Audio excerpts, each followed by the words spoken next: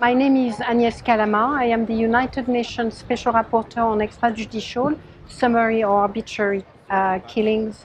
And I am particularly interested in monitoring the extent to which the state is respecting the right to life of their citizens. And that means focusing heavily on the use of force by police or other security forces and the use of lethal force. So I came here invited by human rights defenders, NGOs, experts who have been alarmed by the rate of killings by the police of specific target group, it looks like, young men, particularly those living in urban settlement in very poor condition. As I have explained to them in my work for the last 3 years, I have found that around the world there is a common trend which consists in a war waged by the state against the poor and a war waged by the state against the youth. I have found that in the Philippines, I have found it in Nigeria, I have found it in Venezuela. The war is being waged in the name of the fight against crime, the fight against drugs, or the fight against terrorism. And the victims are often young men, some of whom may indeed engage in criminal activities, many are not. They are just caught in this very big net consisting in criminalizing a certain population. It seems to me that the trends and the dynamics in Kenya are unfortunately very much along the lines of what I have just described to you. In the poorest neighborhood of Nairobi and in other places of Kenya, young men have been killed in total impunity by individuals associated with the security forces. In many cases, the investigation into those killings have never taken place or are stalled. In many cases that have been reported to me, the police itself has interfered with the conduct of an effective investigation, making it almost impossible for the independent monitoring body, which is IPOA, to conduct an investigation into the misbehavior of security officials.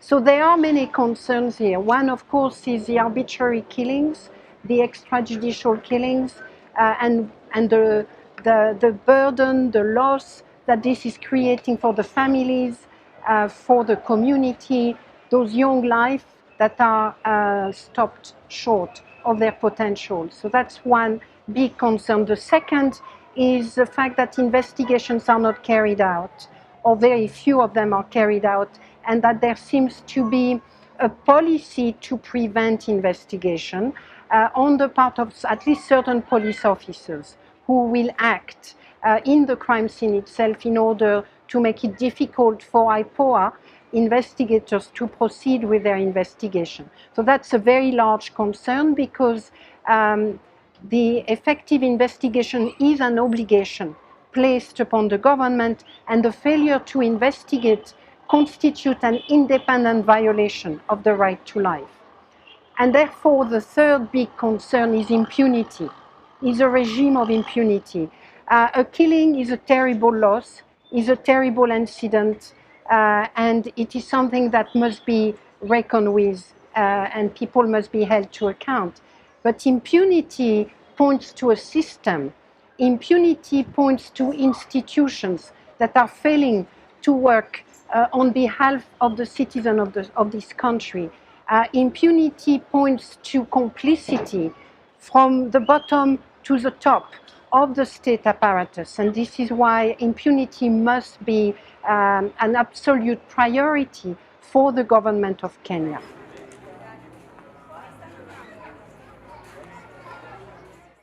I have felt deeply honored to meet with the human rights defenders working on police killings. I have been in awe with the mothers of victims who have organized, who themselves have become human rights defenders. They know that nothing can bring back their children. Some of the women I met have lost 2 of their sons. But they now fight for justice for others as well, and they want to protect the children of future mothers. So it is the richness of the movement, their professionalism, their commitment, their sophistication in understanding documentation, in understanding the importance of data collection, the importance of evidence, the resilience of those people, mothers, youth, human rights defenders, the fact that they organized in those justice centers, based in the community itself, and are making their work part of the community. I mean, that's incredibly impressive, and it gives me hope.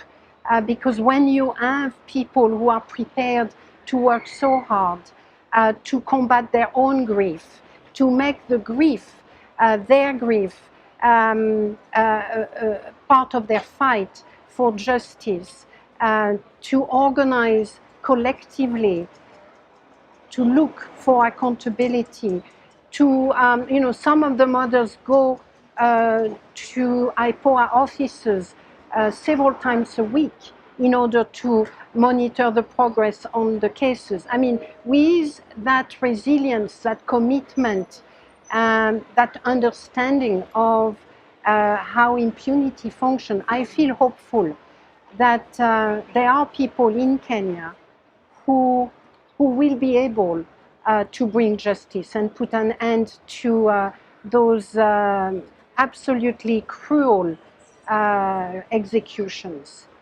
by people who should be protecting the community and are in fact killing the community.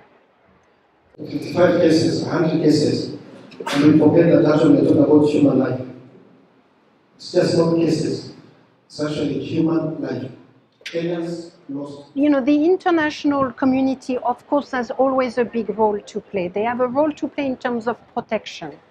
They have a role to play in terms of ensuring that those that are on the front line, the members of the community, the human rights defenders, are not harmed for the work they are doing on behalf of international human rights. So for me, it is incumbent upon the international community, international NGOs, the United Nations, and the embassies themselves to ensure that those individuals that are fighting for human rights, for the UN Charter, that they are protected. So they must denounce any attacks against human rights defenders. They must go to a police station when human rights defenders are being arbitrarily detained. They must seek official meetings to raise the issue. They must make it clear that this is an issue of central importance to the international community, as it should be an issue of central importance to Kenya, to the political community, to the MPs, to the government, to the legal community. It is only through an international solidarity, through fighting back against the inertia and the complicity, that we will be able to attack this regime of impunity that appears to be characterizing the killings of young and not so young men in particular in urban settlements. In the course of this academic visit, my friends and the expert who invited me also and members of the community took me to visit the community. And the urban settlement clearly is a place of extreme poverty. It is a place of extreme neglect. The killings, therefore, come on top of a cycle of violations under international human rights law, access to water, access to housing, access to sanitation. All of those combine to creating an environment that is extremely hard. It is a hard environment. It is hard for people who live here. It is hard not to lose sight of your own humanity in an environment that every day appears to be attacking you because of the poverty, the dirt, the absence of green, the fires that take place, because it's so easy for fires to take hold of those housing. It is remarkable that this environment does not crush people. And I'm sure there are some people who are crushed by such an environment, but those that I've met are not. Those that I've met have found in their environment the seeds for a bigger story. It's a story about humanity, it's a story about our common humanity, and it's a story for social justice.